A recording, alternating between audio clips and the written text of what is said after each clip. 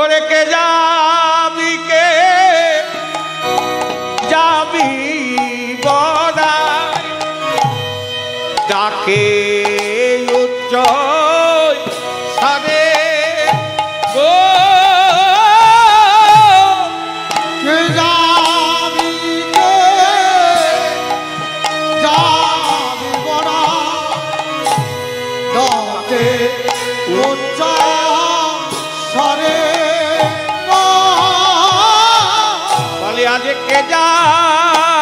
কে যাবি বড়াই ডাকে উচ্চ সারে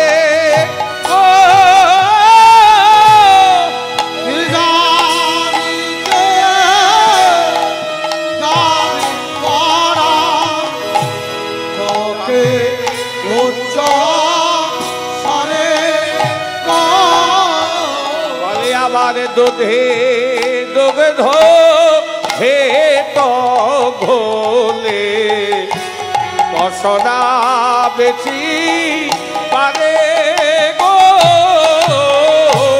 দুধে দুগ্ধ হে তো ঘোলে বসনা বেশি পারে গো বলে আজ আইকে তোরা হাতে যাবে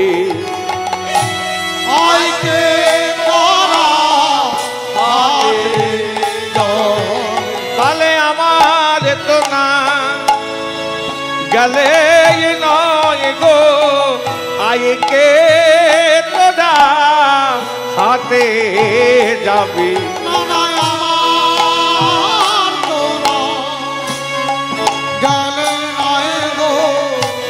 নাম ধরে বেজেছে মাছে আমার তো না গেলে নয় গো নাম ধরে বেজেছে মাছে আমার তো না গেলে নয় গো বেজেছে মাছে বলে আমার তো না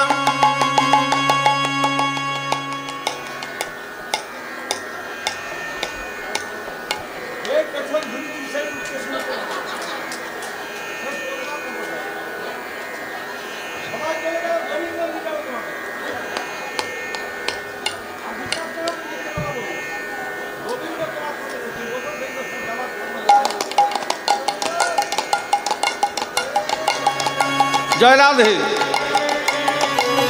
এতক্ষণ বসেছ আর 50 মিনিট বসতে পারবে না যাবে গোবিন্দ সঙ্গে করে নিয়ে যাবে সবাই চলে গেল গেলে কি হবে সবাই একসঙ্গে যাবে যেতে তো সবাইকে হবে সবাই একসঙ্গে যাবে যার যখন সময় হবে সে তখন যাবে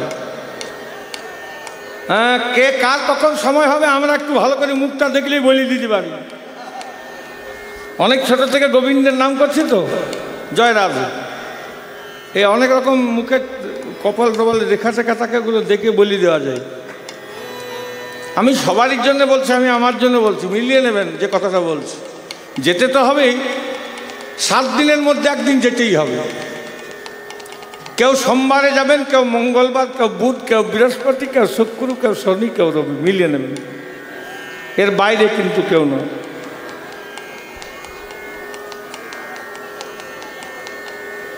তো ঠিকানাটা নিয়ে যান তবে তো জায়গায় পৌঁছাতে পারবেন ওই ঠিকানাটা বলবার জন্য এত দূর থেকে এখানে এসেছি গোবিন্দের পাদপদ্মে যেতে হবে ঠিকানা জানেন এখানে কোথায় বাড়ি মথুরাপুর 3 ঘন্টা রাস্তা 3 কিলোমিটার আচ্ছা আচ্ছা বেশ 3 কিলো মথুরাপুর বেশি দূর নয় হ্যাঁ এটা যখন আসো তখন মথুরাপুরটা নিয়েছিলে তাহলে যেটা নিয়ে আসো না আবার যাবে যখন তখন নিয়ে যেতে পারবে মথুরাপুরটার সঙ্গে তাহলে নিয়েও আসলে নিয়েও যেতে পারবে না আমি ঝগড়া লাগিয়ে দিচ্ছি না আমার বাবা বলবে তখন ঝগড়া লাগিয়ে দিল বাবা শুনুন আমাদের যেটা আসল বাড়ি তার সন্ধান জানতে হবে। আমরা সবাই এক জায়গা থেকে এসছি। আমাদের বাড়ি কোথায়? গোবিন্দের পাদপদ্মে। ঠিকানা জানি না, কালকে কীর্তনের শেষে আমি ঠিকানা দেব। এসে সবাই কীর্তন শুনবে, একদম ঠিকানা দিয়ে দেবো, যেটা বলবো সেটা করবে, একদম সোজা ডাইরেক্ট চলে যাবে গোবিন্দের কাছে। আর এই সংসারের জ্বালা, এই জ্বালা ঘুরে ঘুরে ঘুরে ঘুরে মরতে হবে না। এ সংসার মানেই তো জ্বালা। হ্যাঁ, কেউ বুকে হাত দিয়ে বলতে পারবেন যে আমি সংসার করে খুব সুখে আছি? কেউ বলতে পারবে? সংসার মানেই তো জ্বালা। এই জীবের অবস্থাটা কেমন জানেন? মরকট, মানে হনুমানের মতো। জীবের, প্রত্যেকটা জীবের অবস্থা হনুমানের মতো। কেন জানেন? হনুমান ধরা দেখেছেন কেমন করে হনুমান ধরে? ও ধরা একটা ট্যাকটিস আছে। ধরুন এই গাছের ওপরে ধরুন হনুমান আছে, শিকারি ধরবে কেমন করে ধরবে? একটা অ্যালুমিনিয়ামের হাঁড়ি, মুখটা যেন ছোট হয় আর হাঁড়িটা যেন বড় হয়, আর হনুমানটা যদি ভারী হয়ে যায় যেন হাঁড়িটা তুলে নিয়ে যেতে না পারে। এই গাছের ওপরে আছে, গাছের নিচে, গাছের তলাতে শিকারি হাঁড়িটা রেখে দিল, আর ওই হনুমানটাকে দেখিয়ে দেখে একটা করে নাড়ু সেই হাঁড়িটার মধ্যে ঢুকিয়ে দিতে লাগলো। বেশ ধরুন ভর্তি হবে তার একটু কম, বেশ ভারী হয়ে গেছে হাঁড়িটা। হ্যাঁ, এবার রেখে দিয়ে শিকারি ওই দূর থেকে দেখতে আরম্ভ করবে। হনুমানটা একবার নামবে, একবার উঠবে, একবার নামবে, একবার উঠবে। কেন? ও তো জানে ওই হাঁড়ির মধ্যে নাড়ু আছে, খাবার জিনিস। আবার অনেকক্ষণ পর যখন দেখবে কেউ কোথাও নাই, তখন একদম সোজাসুজি নেমে এসে ওই হাঁড়িটার মধ্যে হাত ঢোকাবে, ঢুকে একটা নাড়ুকে ধরবে, ধরলে হাতটা মুঠো হয়ে যাবে। এবার বের করতে যাবে, মুখটা তো ছোট, বেরোবে না, মানে হাতও বার করবে আর মানে নাড়ুও ছাড়বে না। এই করতে করতে টানো টনি শুরু করবে, মানে নাড়ুও ছাড়বে না, হাতও বের করবে। তা যখন কিছু করতে পারলো না, তখন ওই নাড়ুটাকে ধরেই ওই হাঁড়িটার পাশে শুয়ে পড়লো। আর শিকারি করলো কি? জাল দিয়ে ঢাকা দিয়ে ধরে নিয়ে চলে গেল। জীবের অবস্থাটি ঠিক সেরকম, মায়াবদ্ধ জীব। আমরা সংসার রূপ নাড়ুটাকে ধরে আছি, ধরে টানি।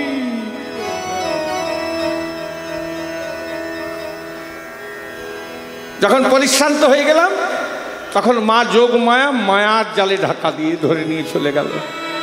মায়ায় বেঁধে গেলাম, আসল যে কাজ করতেছি সেটাই হলো না বাবা। তা কৃপা করে যতটুকু সময় পেয়েছেন, এ বড় দুর্লভ জনম, মানব জনম, হরিভজনের ছাড়া আর অন্য কোনো গতি নাই মা। तुलसीदास जी बोलें बिना हरि भजन से मनुष्य का मनुष्य जन्म प्राप्त नहीं होता है। हरि भजन ना करले मानुषेर मनुष्य जन्म प्राप्त है ना। ताई যতটুকু সময় পেয়েছেন কৃপা করে ভজন করে নেন, এমন সুদিন হয় কি না হয়। জয় রাধা। একটু শেষ করে লীলা বিশ্রাম দিই, রাধা গোবিন্দকে হৃদয় মন্দিরে নিয়ে বাড়ি যাবেন।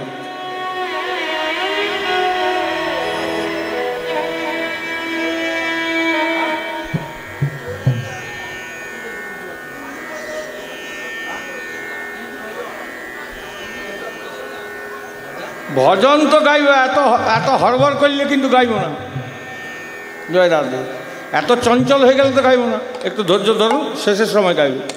জয় রাধে। তা মা যোগমা গোবিন্দের নিকট এসেছে, তরিখানা গঠন করে দিয়েছে, রাধারানীর নিকট এসেছে। তাই রাধারানী আজকে হাঁক দিতে দিতে জটিলা মন্দিরের দিকে গেছে, ভেতরে নিজের ঘর শ্বশুর বাড়িতে প্রবেশ করেছে। এদিকে রাধারা আজকে যোগমা হাঁক দিতে দিতে এসেছে। যোগমা ওই জটিলা বুড়ি যোগমায়ের কণ্ঠস্বর শুনতে পেয়ে গৃহের বাইরে বেরিয়ে এসছে, বলবার আসন দিয়েছে, পা ধোয়ার জল দিয়েছে। পরক্ষণে বলছো, ও বলিমা অসময় কেন এসছো? হ্যাঁ রে, তোরা কেউ যাবি নে? কোথায়? মথুরা রাজা কংস যে একটা হাট বসিয়েছে, সেই হাটে দধি দুগ্ধ ঘিতে ঘোল কিছু নিয়ে যাবি নে? আমাদের বাড়ি কে যাবে গো? আমরা হলাম রাজনন্দিনী কুলবালা। যোগমা বলছে, বুঝেছি, তোরা বুঝি জাতি ব্যবসা ছাড়লি, বলে জাতি ব্যবসা ছাড়লি, কখন হতে এত ধনী হলি, জাতি ব্যবসা ছাড়লি, জাতি ব্যবসা ছাড়লি কখন হতে এত ধনী হলি জাতি ব্যবসা ছাড়লি হতে এত ধনী হলি জাতি ব্যবসা ছাড়লি জাতি ব্যবসা ব্রাহ্মণের জাতি ব্যবসা কি ওং বিষ্ণু ওং বিষ্ণু ওং বিষ্ণু তদ বিষ্ণু পরমং পরম সদা পুষ্পন্তি সৌরাদি বিবচ খোরাক মাধব মাধব বাচি মাধব মাধব হৃদি সরন্তি সাধব সর্বকার্যে সুবাদু পুজো পাঠ বৈষ্ণবের জাতি ব্যবসা হরিনাম সংকীর্তন গয়লার জাতি ব্যবসা দধি দুগ্ধ ঘিত আর সাহাদের জাতি ব্যবসা কাপড় ব্যবসা কাপড় ব্যবসা ও বাংলাদেশে প্রচুর আছে দেখবেন সব কাপড় নিয়ে ব্যবসা করে তা প্রত্যেক জাতির জাতি ব্যবসা আছে বাবা ধনী হলেও জাতি ব্যবসা ছাড়তে নাই আর ধনী আছেন কাল নাও থাকতে পারেন হ্যাঁ রে জাতি না গো ওই হাটে গেলে কি হয় বলে আজকে ঘিয়ের দরে ঘোল বিক্রি হবে বেচা কেনা ভালোই গেলে বাবু লাভ হতো তাই তো গো আমাদের বাড়ি বেশ যদি যেতেই হয় দুটো নাই 10টা না একটা স্বাদের বৌমা আছে আমার বৌমাকে নিয়ে যাও রাধারানী অভিসারে যাবেন প্রত্যেকটা দধিদুগ্ধ ঘিত ঘরের পসরা একটা করে তুলসী পত্র দিচ্ছেন কেন বিনা তুলসী প্রভু এক नहीं মানি আমি বলবো একটা কথা বলবো যদি গোবিন্দ সেবায় লাগাতে চানে দেহ একটা করে তুলসী মালা ধারণ করতে হবে কি পারবেন পারবেন বলে দাঁড়াও বাবা তুমি তো বলছো এখন কিছু খাওয়া দাওয়াই হইল না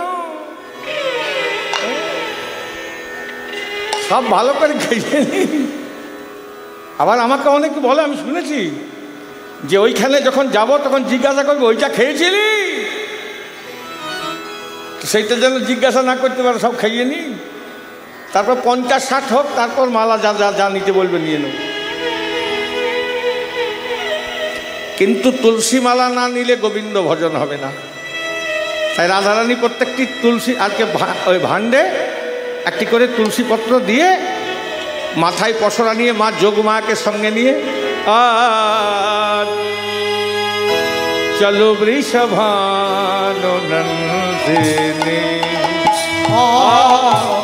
চলো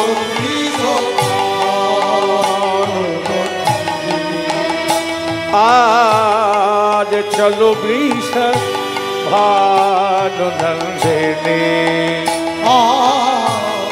চলো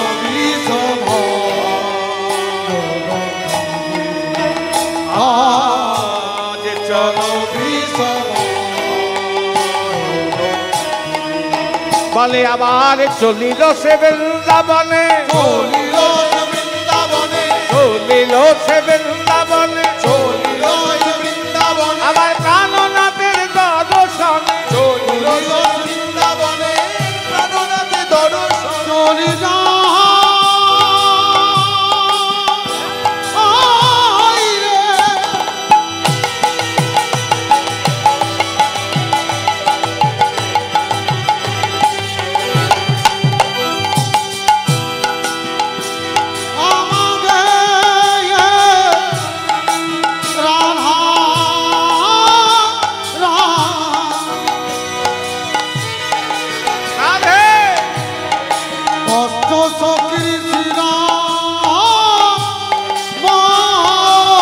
চলিল সে বৃন্দাবনে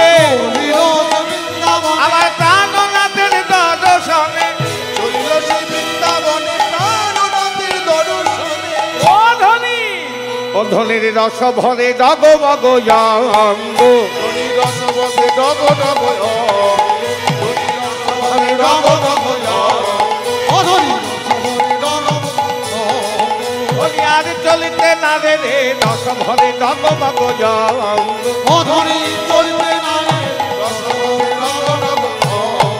বলে সুবর্ণের ভাণ্ড ভরি সুবর্ণের ভাণ্ড ভরি নদী দুগ্ধ ছানা পুরী সুবর্ণের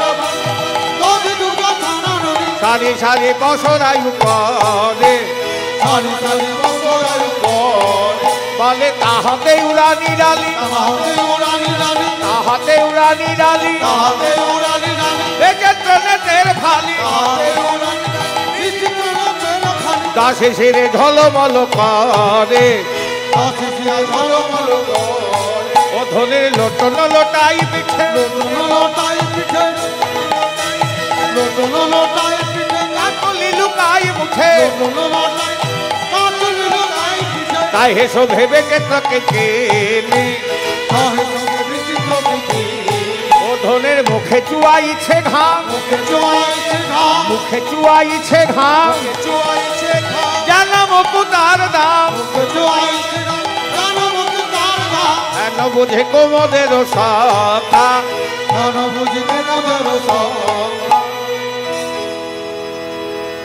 প্রচন্ড মার্তণ্ড প্রখর রৌদ্র একটু গাছের ছায় দাঁড়াচ্ছে আবার যাচ্ছে যোগমাকে সঙ্গে নিয়ে শীতলা তরুর ছাই শীতলা তরুর ছাই রহিয়া রহিয়া যায়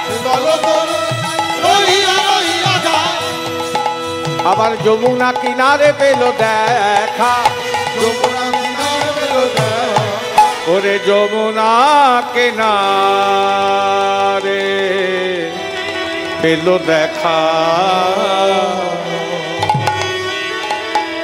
যমুনার কোনো ঘাটে এসে দাঁড়িয়েছে আর যোগমা না দেখালে দেখতে পাওয়া যায় না রাধারানীর সম্পর্কে নাতনি হচ্ছে আর গোবিন্দ করেছে কি নাবিক সেজে মাঝ নদীতে নৌকা বাইছে হো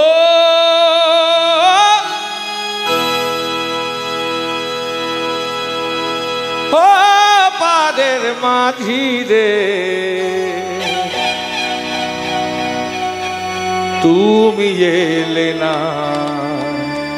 দয়াল তুমি এলে না তুমি এলে না হাই রে তুমি এলে না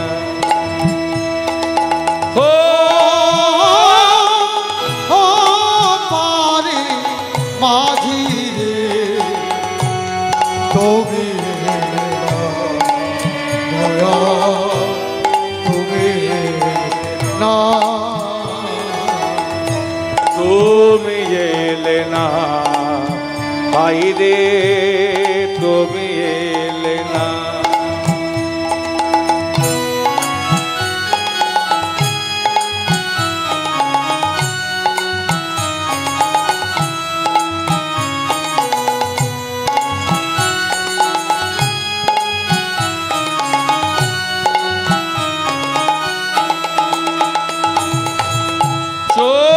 বালে আনে মরণ তোমায় ছাড়া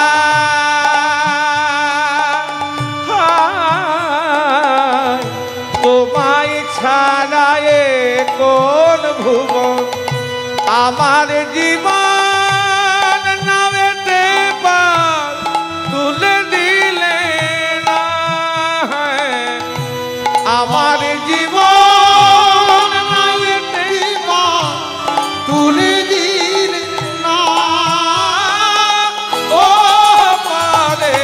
মাঝি রে তুমি এলে না দয়াল তুমি এলে না তুমি এলে না হাই রে তুমি এলে না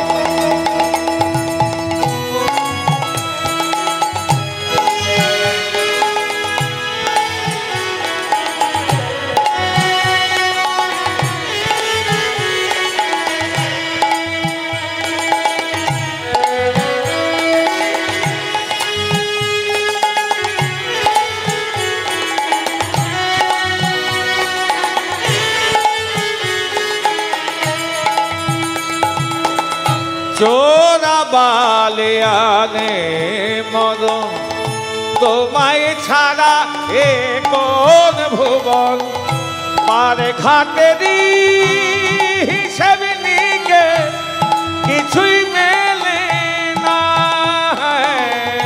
পার ঘাটেরি হিসেব নিকে কিছুই মিলে না ও পারের মাঝি রে তুমি এলে না দয়াল তুমি এলে না। ও মাঝি রে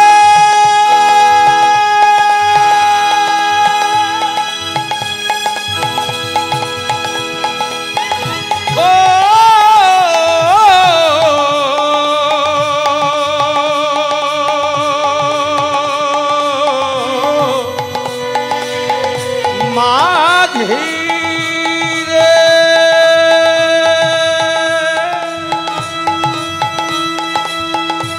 তুমি এলে না, দয়াল তুমি এলে না,